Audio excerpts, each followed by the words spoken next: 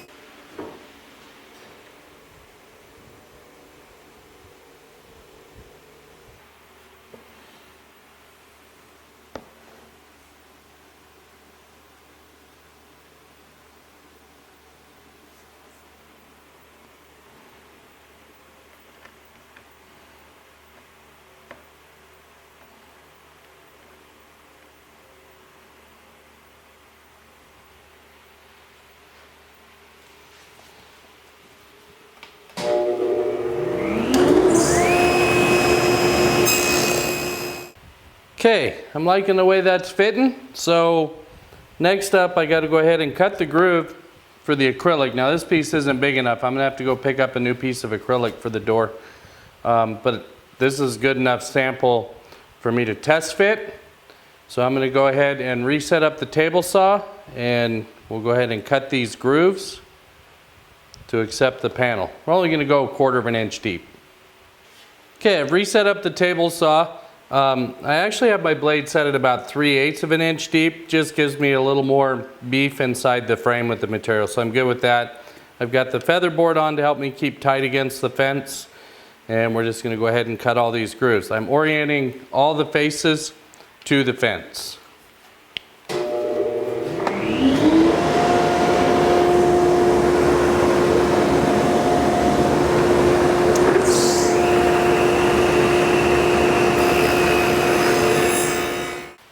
Okay, so just a quick dry fit to make sure it's all square and it's looking great.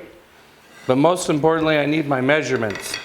So I take this measurement and I add 3/4 because I have 3/8 on each side. So this allows me to get my measurements, and I can make a trip to the big box store and go ahead and pick up my acrylic. And there you can see how nicely those joints closed up. They all closed up exactly like that. I'm super happy with them. Okay, and just like that, I got the plexiglass here. Cut it to size. It cuts wonderfully on the table saw. So I'm going to go ahead and glue this up. I'm not going to film the glue up. It's going to be kind of involved to get this all put together. And it just gets really long, but I'll show you when we're done. Okay, well there it is. The glue up went better than I thought it was going to. Placing those cowls underneath the plexi really helped to get that plexiglass up off the table and get it in the grooves where it should be. Got great squeeze out on all 4 corners. I'm happy with it. It's nice and square. So we're just going to let that cure probably overnight, and we'll get after it tomorrow.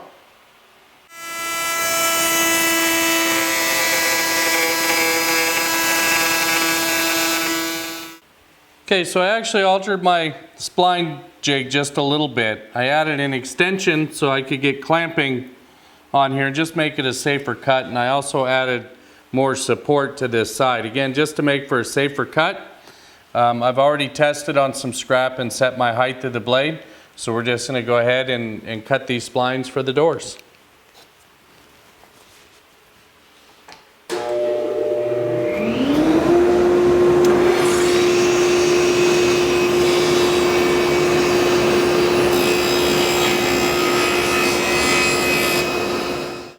Okay, so I had to get pretty creative to cut my rabbet in the back. In hindsight, I wish that I would have cut these before I glued up the case and before I cut my notches. But it is what it is, and that's where we're at.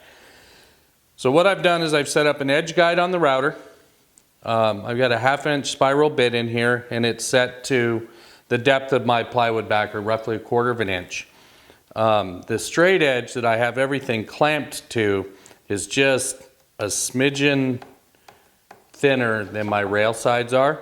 So I've used blue tape to even that out and give me some stability on the router. So I feel pretty good about that.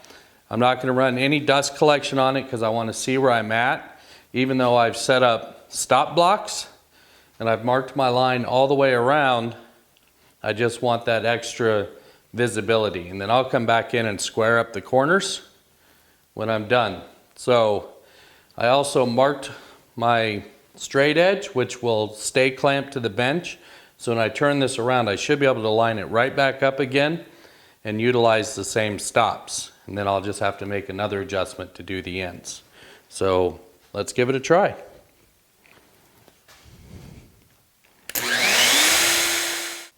Okay, so I've reset up, remarked my lines on my straight edge, got my new stops locked in. This is a better view. You can see how I've wedged this in tight to here, so it's not going anywhere. It's real stable. So now we'll go ahead and route this end groove, flip it around, do the other one, and then we'll square up the corners with the chisel.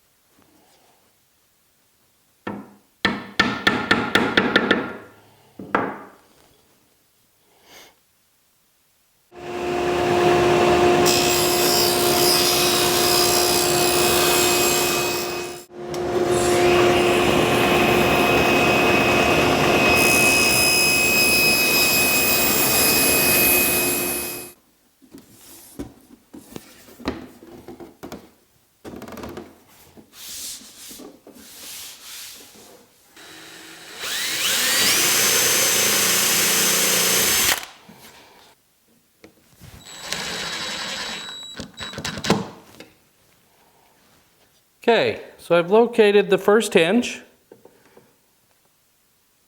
and I like that measurement, so I'm going to use that for both the door and the case.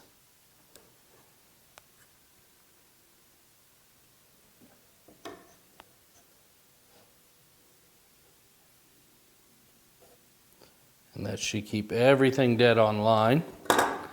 And I'll use the actual hinge to mark my width.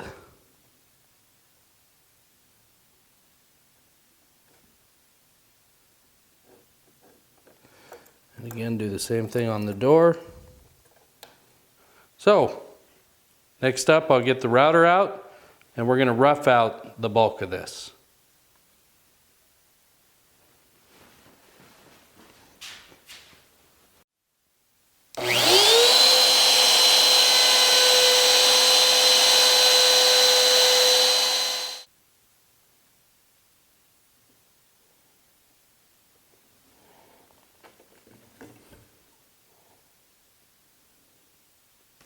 Okay, I use a Vicks bit to locate my pilot.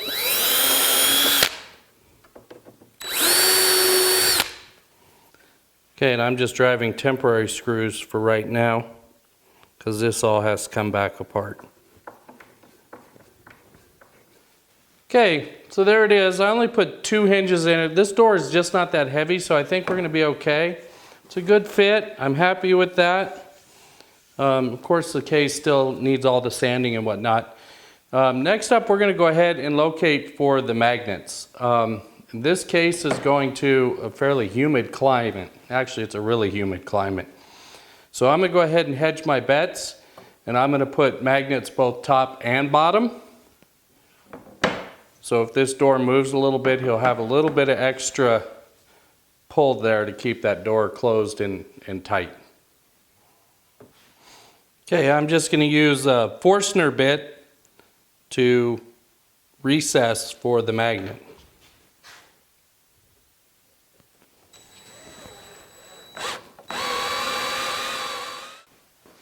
Okay, and I'm just using a couple of center finders to locate the opposing holes on the door.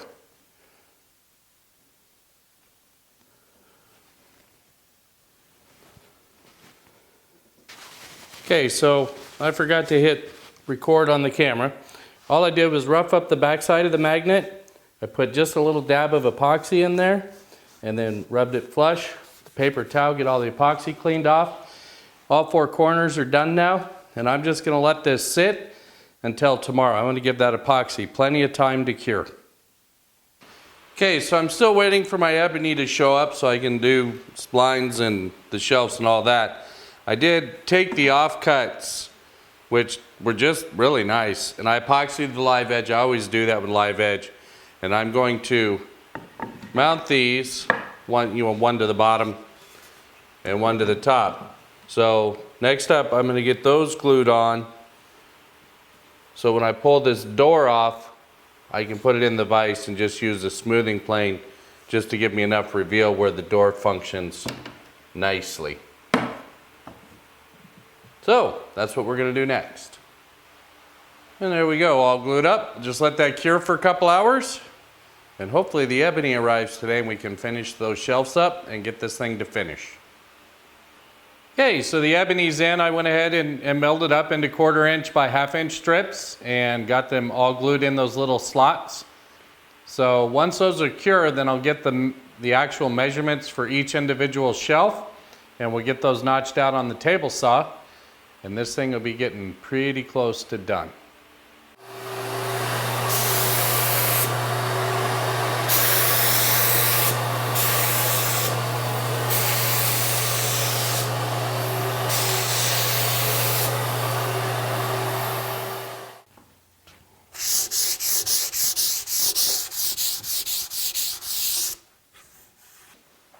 Well, there it is, guys, all complete. I'm pretty happy with it. The live edge stuff just came out super cool. I'm happy with that. These horses fit really nice. The door works just wonderfully.